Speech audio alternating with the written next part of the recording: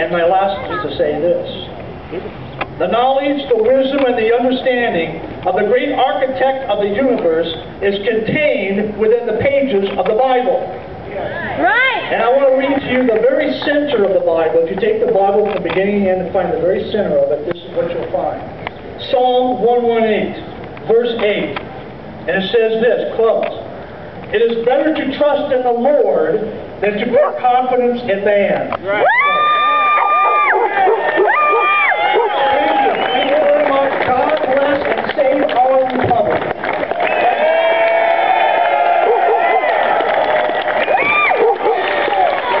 Thank you, Ben. Thank you, Lady Liberty. Thank you, Davy Crockett. Outstanding.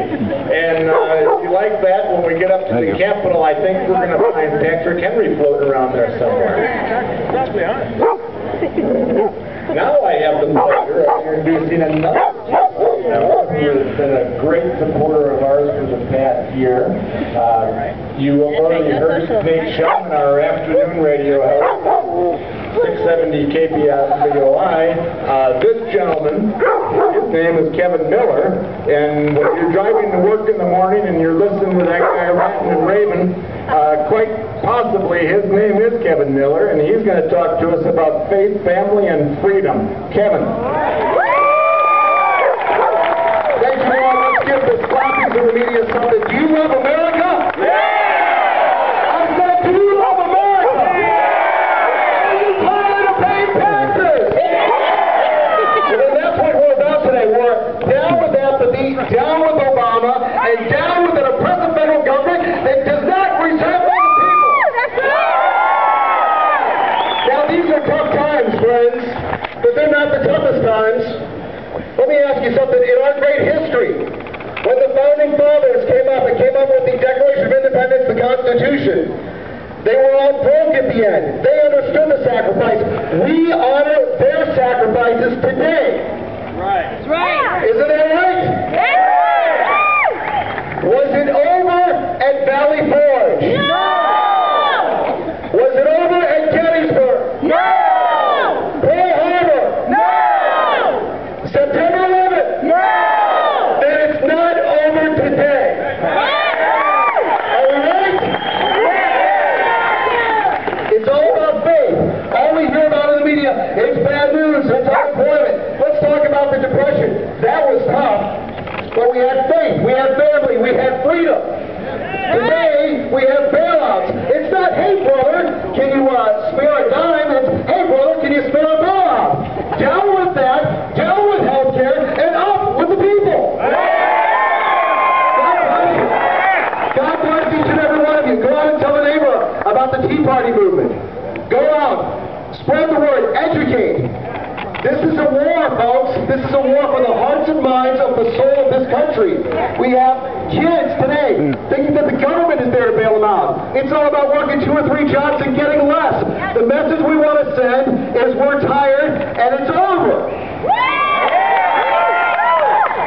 You know what makes America great? People from all across the world come to this great country to live the American dream, and they do so legally. And yet we have the president that wants to grant amnesty to illegals. They want to take away everything else. Are you with them? No! Support John Boehner?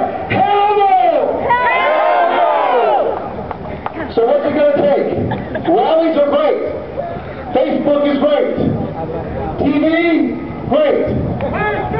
Radio! Color better. I don't know about that, brother. That's too old school for me. But it's all about the voting booth. And it's all about emailing, Twitter, Facebook. Hey, have a town hall meeting at your home and say, these are the issues. It's time to make an example out of each and every one of these politicians that only care about the special interest and not about you. That's the family part. And freedom. If we continue to allow the government to continue to get rid of the jobs, to eliminate manufacturing, to give us the oppressive tax code, to expand the government, then what does that teach us? It teaches us to be dependent on the government, which, as I said before, that's what President Obama wants. The message to him is he's done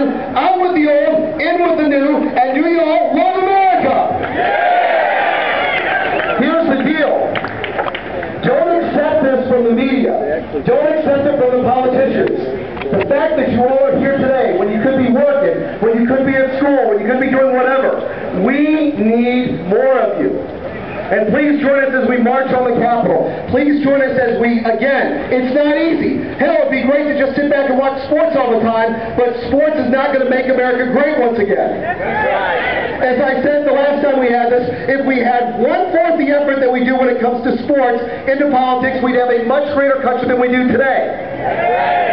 It's true. I should have worn my hat. That's right, Fuji. Gotta love our four-legged patriots.